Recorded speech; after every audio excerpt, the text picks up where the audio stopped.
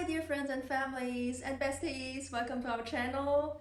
Today we would like to share our decision journey to move to China.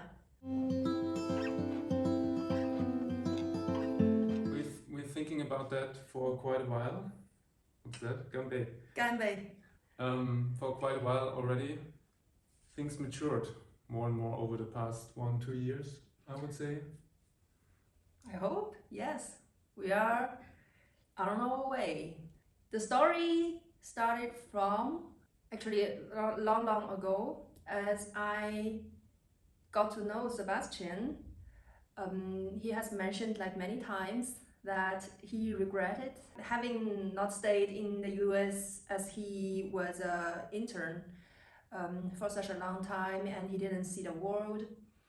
And I always have somehow this thought, like, why would he like to have a Chinese wife or a Chinese girlfriend? Because that was not the main reason.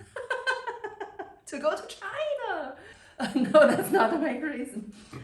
But with the time I get to know him better and I realize he's very introverted, but he's still introverted,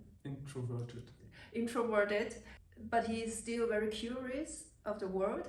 So he somehow would like to go for some adventures, but perhaps was not ready, or at that time at least not brave enough. Yeah, and then we get together and we have talked a lot about it. And as the single child for my parents, you know, like the one child policy in China for our generation, we also talked about how to take care of our parents in the future when they get older. And Sebastian's parents are here in Berlin, so that is easy. And we also talked about Anya, our daughter. For Anya, like how to motivate her to learn Chinese.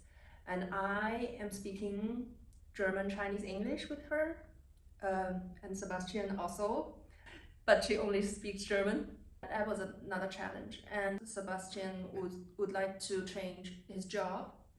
You have like searched for jobs in Singapore, like in Asia and in the US and even in Africa. And basically, I think for programmers, there are like jobs everywhere, all over the world. So for him, it's not a problem. We talked about the jobs in Singapore and we talked about the jobs in North Africa and also in Scandinavia, like North Europe. We both were worried how we are gonna take care of our daughter when we are alone there. And then we came to the idea, like, why not China? Why not start the game from the very easy mode and then take bigger and bigger challenges in the future? You thought it would be easy mode. We'll come to that later. Yeah, I thought that would on the one hand that would be a challenge for him, of course, because of, you know, like the language barrier and the culture difference. On the other hand, because my parents and also my whole family is in China, so we might somehow get some help. So that was the starting point.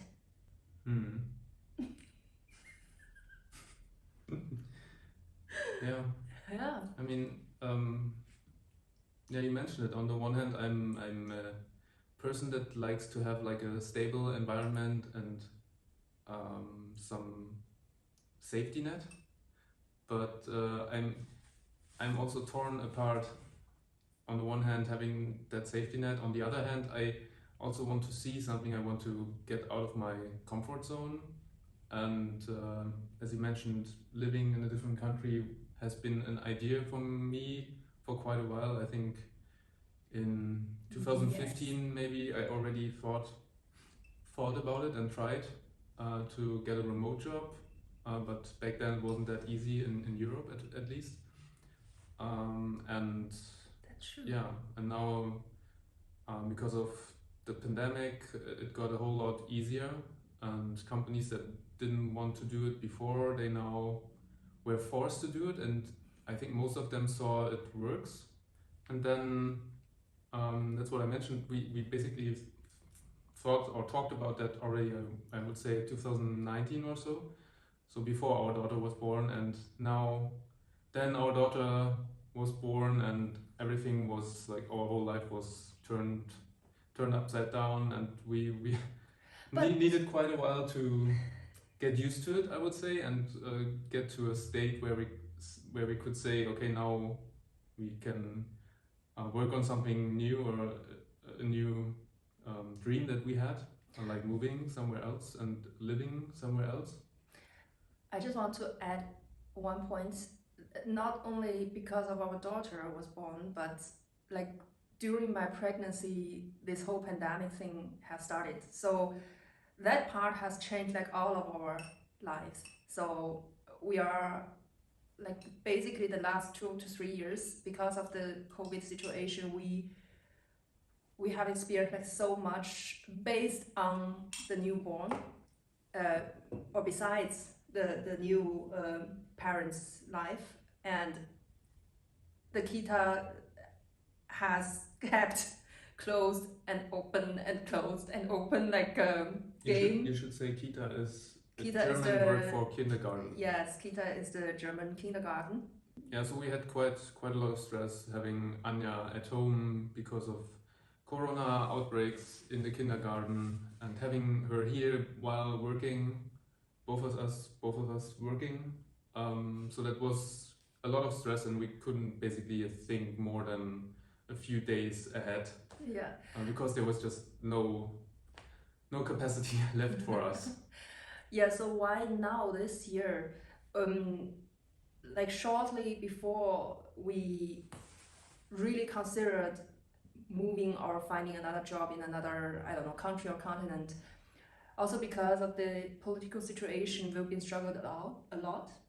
In China, everyone knows the pandemic policies are like changing almost every day, and the door has been closed for the last few years that I haven't seen my parents since the birth of our daughter, and my father hasn't even hugged or seen Anja in reality, because he just cannot get a visa here because of this balanced policy between China and Germany, that Germany also doesn't allow the Chinese to come here as tourists because the Chinese has closed the door. So anyway, it was really hard. Also now, because of the war in the neighborhood and in the neighbor country, and the Russia situation, etc., etc. I think a lot of people here have experienced somehow the anxiety and the panic, like how the whole situation is going to be developed in the near future. Nobody knows.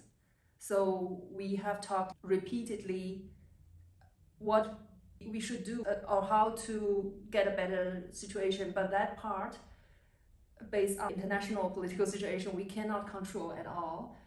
So then after quite a while, we decided, okay, we just consider like what we want to do, because this part is what we can control or what we can plan, and try to be very chilled and relaxed and open to the future situation.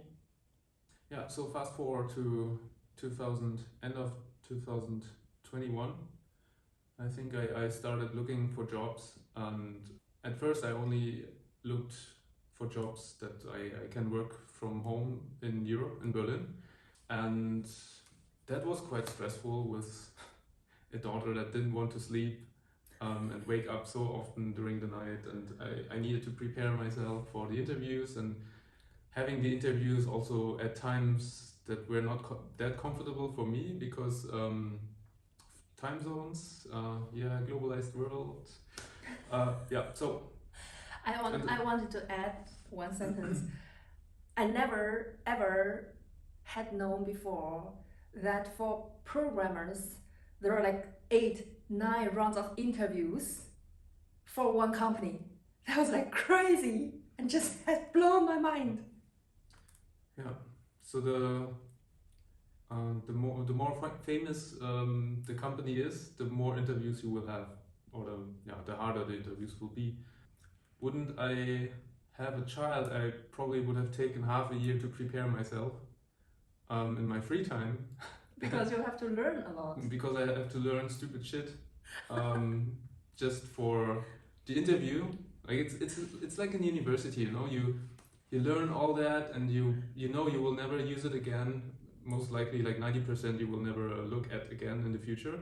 But you have to learn it because you have the exam, and after the exam, like almost half a day later, you forgot everything. That's how interviews in big tech companies work, basically. How does it call? Algorithm? Yeah, like algorithms. Yeah, like test interview. Little algorithms that you just need to. You have a challenge and then you just have, I don't know, 30 minutes to puke it out in code.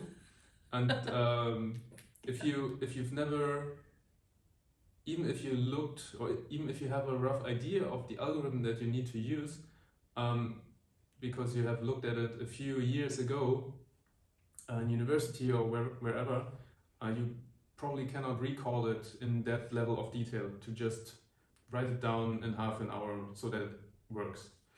So you need to actually practice a lot of those little different algorithms to have it at the ready in your head. So you just can like basically go into your drawer in your head and then you search for that algorithm. Yeah, I have it, and then you can write it down. But that's not possible if you don't have a lot of free time to practice.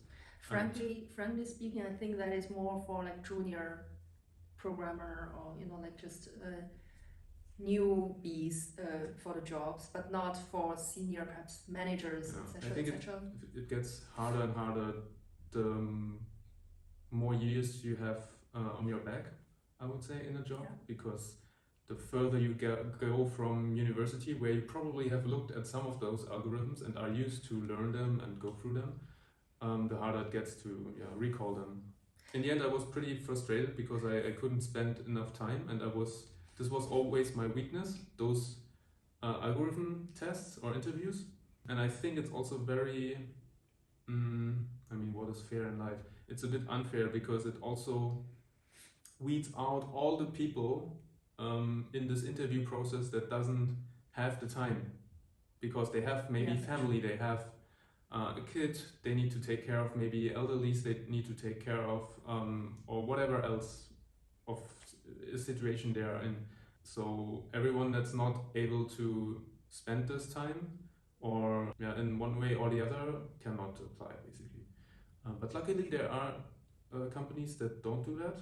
So I actually got an offer from one of those companies and for a job in Europe, but then I wasn't really sure about it, to be honest. And a bit before I got the offer, you mentioned when we already thought about moving to China, then maybe you should not look for jobs in Europe, but maybe look for jobs in China, or jobs that you can actually work from China for.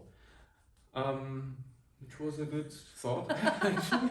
But it was so spontaneous, like during the interview process, and then you just changed the whole direction. Yeah, I completely changed from looking in Europe to looking in China, which was much more difficult, to be honest. You missed the part that you have got an idea to take the interviews for a company in North Africa, which was really cool, but that was totally another direction. Yes. Yeah, I could have worked from here, from Berlin as well, or I think time zone somewhere in Europe, but there was this gotcha that you would have needed to go to Africa. I actually don't recall the actual country. Doesn't matter, but I think every 3 months or so every season 2 to 4 times a year, for 1-2 weeks or so. And I thought that was actually, it was also like a little adventure, and I actually thought about it. And then you came with the idea of, why are you stupid thing, why are you looking for jobs in Africa? You should look for jobs in China.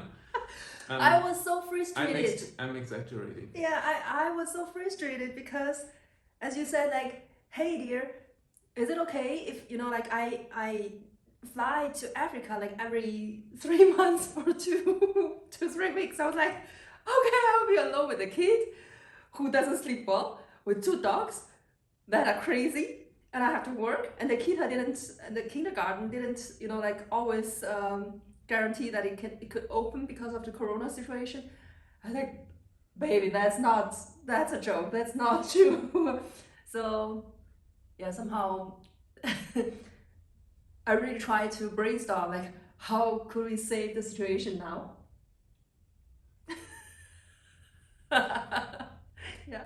So I started looking for jobs in China, which was, as I said, not as easy, because I didn't want to actually work in a Chinese company, a pure Chinese company, because I knew from friends of girlfriends, also family, that it's like working conditions are quite like very different from here.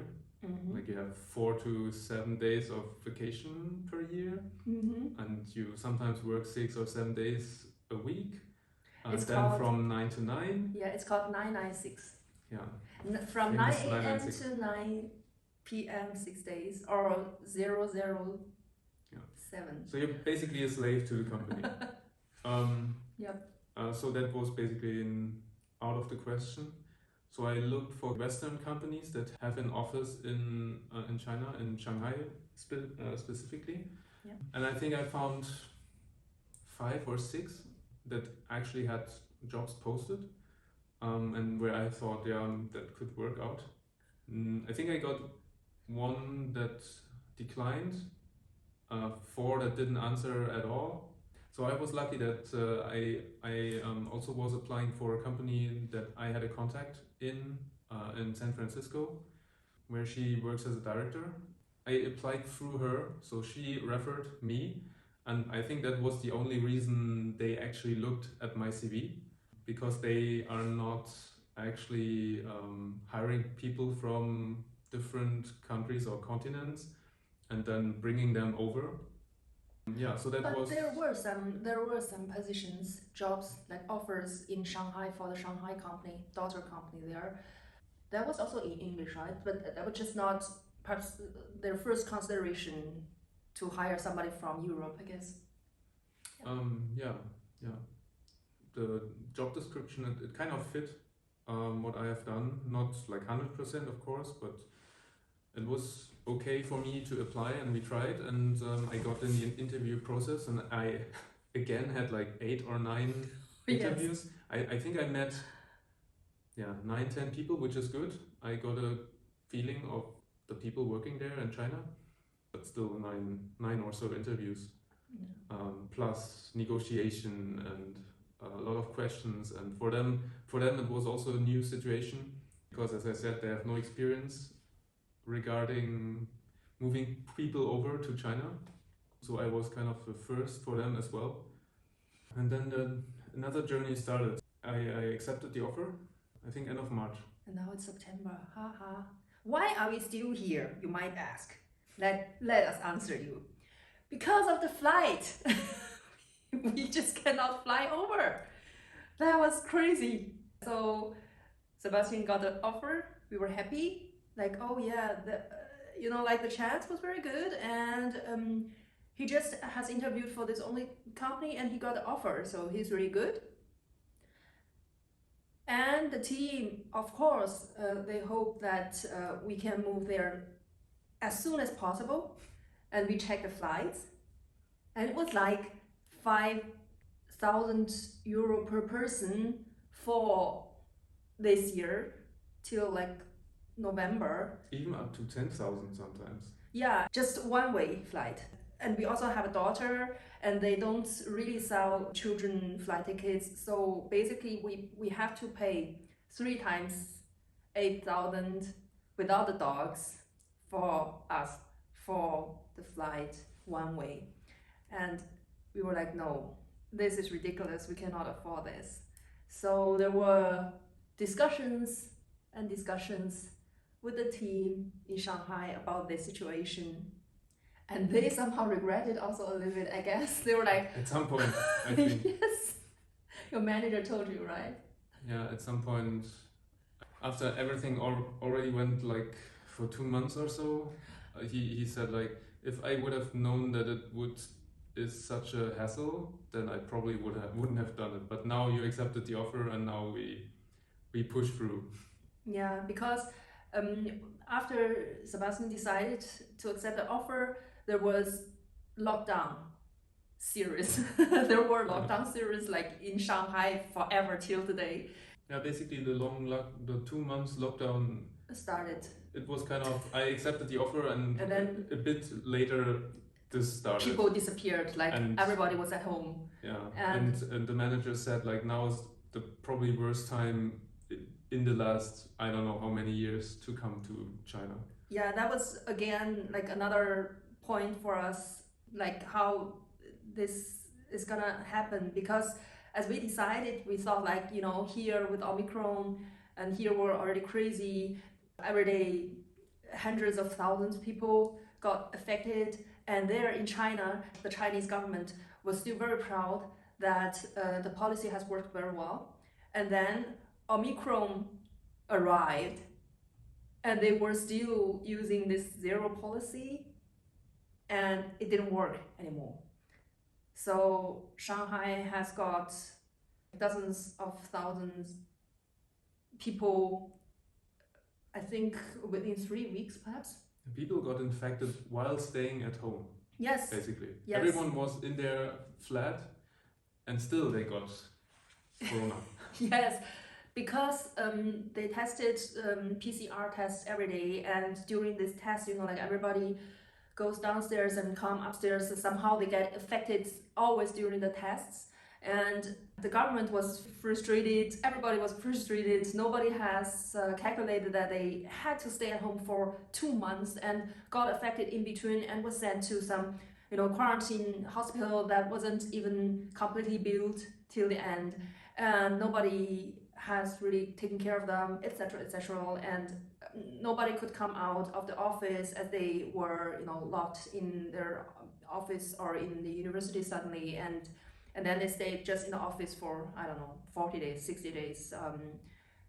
For our colleague that has just come out last week, 90 days in a row. So all the people in Shanghai were like, you are crazy, don't come to China at the moment, this is not fun at all. And then we were also unsure what we should do. We have just accepted the offer. As Sebastian has accepted the offer, he had to quit the job here. So he has quit the job and he accepted the offer, and then things went wrong. So that was the time when we started thinking about a plan B. So that plan B was basically to have me working from Berlin for at least until beginning of next year for that company in Shanghai, and also for the Shanghai team, and hope that within that time the situation will improve.